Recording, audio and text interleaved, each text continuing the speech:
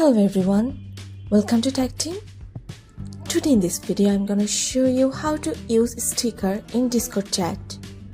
Before starting the video, please subscribe to Tactim. So let's get started. For this, you have to open your Discord app. Now go to messages option and select your friend.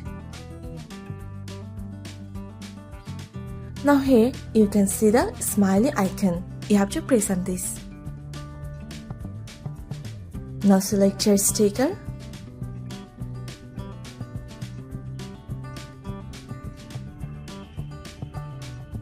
From here you can use your sticker as you want.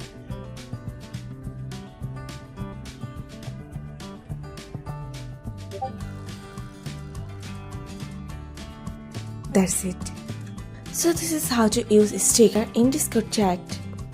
So guys, that's it. You can do this. I think this video is very helpful to you. If it was, then give a thumbs up and hit the subscribe button. And thanks for watching.